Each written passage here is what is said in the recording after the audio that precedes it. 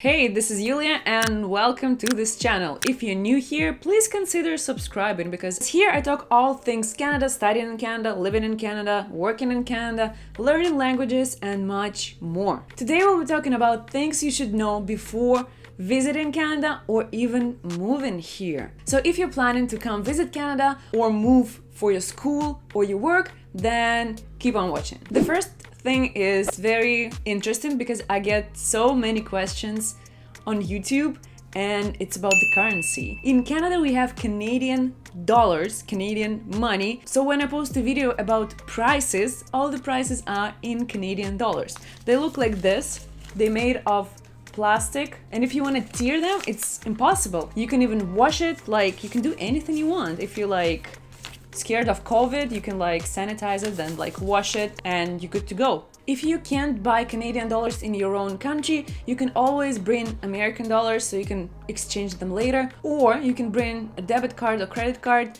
and then use it. In some banks you can withdraw money without any commission, without any percentage. TD Bank is a perfect option for people coming from Russia because I know they don't charge anything when you withdraw money. Again, you can always withdraw cash here, but in most cases you can pay with your own card. It's totally fine. The second thing is the weather. Please check the weather before coming to Canada. If you're visiting, check the weather 1 week before and like 2 days before flying, because the weather changes drastically. Literally 5 years ago it was 20 something on the Christmas day and then it was -5, lots of snow 2 days after. Like, what the hell was that? Again, now it's mid-December, it's +5 in Montreal, no snow, no nothing, but it's gonna change in a week or two. So if you're planning to visit Montreal or Canada, then don't forget to check the weather. If you're planning to move to Canada, check the average temperatures. In most of the cases, it's what you're gonna get. But again, if you move into cities like Ottawa, Montreal, Toronto, winter is gonna be cold, like -20, -30 cold, but during the summer, it's gonna be hot, like +30 hot. Another important thing to know is ID. Yes, 2 letters, ID. Bring your ID everywhere. First of all, they ask for it if you go to a bar, if you go to a club, if you want to buy, I don't know, weed, they will ask you for an ID to make sure that you're over 18 years old. In some provinces, like in Ontario, it's 19 years old. So if you want to get alcohol, if you want to go to a club, 19 years old. In Quebec, it's 18, so it's a bit easier for those who want to drink. But also, if you are a tourist, bring ID everywhere. If something happens to you, if you get into an accident, at least the doctors or the police, they will have your ID and they can be like, hey, this is this person, like, let's take him to the hospital or whatsoever. I hope that you will be safe and nothing's gonna happen to you, but it's better to have an ID than not to. Pro tip for students: if you're moving to Canada, get a Canadian ID. It's gonna be so much easier, it's gonna take less space instead of carrying your passport everywhere. If you lose it, it's gonna take like so much time to get a new one. Just get a health card, get a driver's license, get anything local. It's gonna be literally one plastic card. You can take it anywhere you want and you're good to go. Thing number 4, adapters.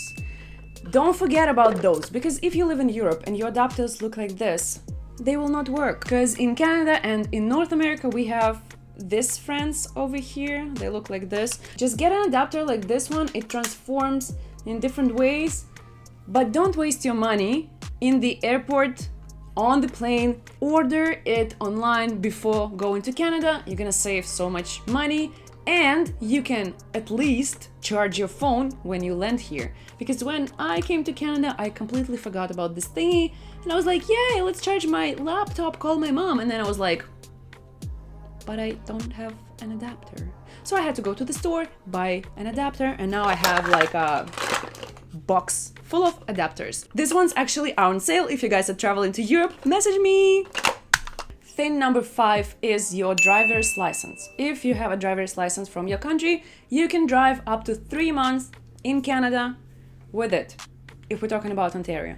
In Quebec, you can drive with your license up to 6 months. I would suggest you go to the notary, get a notarized translation, because sometimes, let's say in Russia, we don't have a translation on the driver's license, and if the police stops you, they will like, the hell is that? It's Russian, I do not understand Russian. So get a notarized copy, notarized translation, and be like, hey, this is the translation, this is the license, blah, blah, blah. Some countries issue international driver's license. If you have time and money to get it, do it, it won't hurt.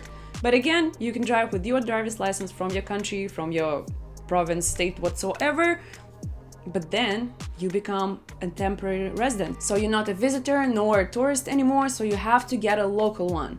If they catch you, you're gonna pay, I think, a fine. Just get a local one. It's gonna be so handy to carry it with you instead of like having all this like papers. The next thing is the languages. So in Canada, we have two official languages, English and French. Most of the Canada speaks English.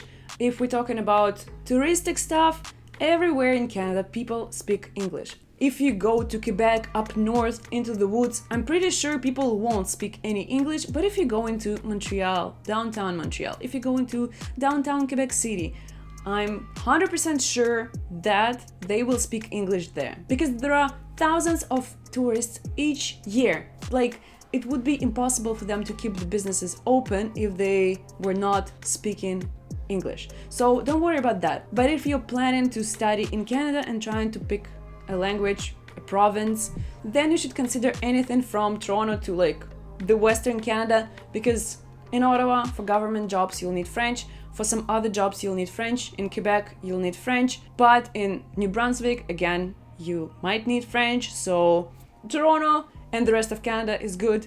Everything else might need French. Another interesting thing to mention here is the way people dress here. So Russian women like to dress up and show off and put all the makeup and be like the queen when she enters the room. But in Canada, people are so chill. They literally don't care. They will put on the sweater, make something with their hair, and then go to a party. Yes, there are some nationalities like Russians, Ukrainians. We all like to dress up and be like the best versions of ourselves, but 99.9% of the people here in Canada don't care. I remember one time my friends came from Toronto, they brought all the heels and dresses, and I'm like, where are you guys planning to go? And they were like, yeah, we go to a bar and nightclub. I'm like, people don't do that here, especially in Montreal. In Ottawa, it was like, okay.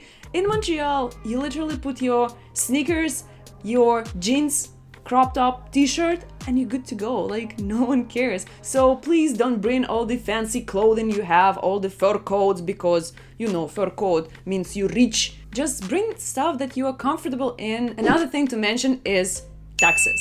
Taxes are not included in the price. So if you see something for $0.99 today only, that means that on top of that, you'll pay taxes, and it's gonna be $1.20 today only. So this is how it works here in Canada. Again, taxes are different depending on the province. So if you're buying a new laptop and it's like $9.99, at the checkout it's gonna be $1,200 or so. So be careful, because I know sometimes we see something so cheap and then you go to the cashier and they add taxes and you like, nah, I don't want that stuff. Thing number 9 is Wi-Fi. Literally everywhere. If you go to Starbucks, McDonald's, Tim Hortons, I don't know, anywhere, to the mall, to the hospital, they all will have Wi-Fi. Because in Europe, when you go anywhere, they charge you for Wi-Fi, they charge you for washrooms, like what the hell is this? You need to ask for passwords, blah, blah, blah. In Canada, everything is like free. Yes, in some restaurants, they be like, ask your waiter, ask on the bar. Sometimes they will have like a sign saying this is the password, this is the Wi-Fi network. So if you come into Canada for a week or two, you don't need to buy a plan for your cell phone. You can literally use Starbucks and other coffee shops to post your Instagram pictures, to talk to your mom, to send some emails. You're welcome. Thing number 10 is that Canada is super multicultural. I know some people are scared of moving to another country because they have a language barrier, and what if this happens and that happens? Don't worry, you will find people from your country in major cities. I know there is a huge Russian community in Toronto, in Montreal, so even if I was scared when I came, I could be like, Russian, Montreal, what do I do? So yeah, you can always make friends with people from your own country or maybe people who speak your language. Just don't be scared. People like super nice here. The next thing is very important and it is insurance. When going to Canada, don't forget to get an insurance. If you know that you're coming 2 weeks before school starts, get an insurance for these 2 weeks. If anything happens to you, at least you are covered because your insurance starts, let's say, 5th of January. You come in December 14th. Anything can happen in these 2 weeks. So get an insurance. Worst case, you can always cancel it. But having an insurance will ensure that you'll be fine and safe and you're not gonna pay a lot of money if you get to a hospital. A very important thing for people who like shopping, opening hours are different in Canada. In Russia, all the malls are open till, I don't know, 9 p.m., 10 p.m. every single day. In Canada, malls and stores close at 5. I know for European people it's gonna be like whatever, we have like siesta, everything closes at like 5, whatever. But for me it was so shocking because I was like, I'm gonna go to IKEA at 4 p.m. and IKEA closed at 5. I was super lucky. I got into IKEA at like 4:30, I think. I just needed like 2 things. I got them, but still, I didn't have enough over here, so I didn't check what time IKEA closes. Lucky me, I got there on time, got my 2 things and went home, but still, Saturday stores can be open up till 9 p.m., but Sunday it's till 5 p.m. only. Don't be me, check opening hours before you go to a store. And the last but not least is weed. Yes, you heard me right, weed. If you want to smoke weed because it's legal in Canada, please do not use your cards. Simply because if you go to States, they can check all your banking stuff, they can check your statements, and if they see there is a weed store, they can ban you, they can be like, no, you're not coming to States.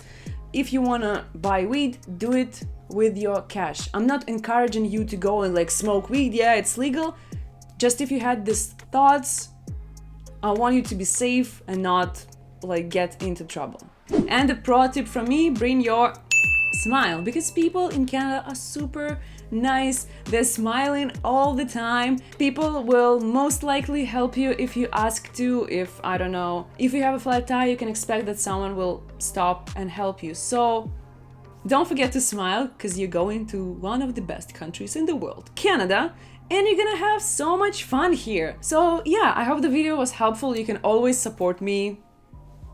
Thank you, Yulia, and I'll see you very soon. Bye!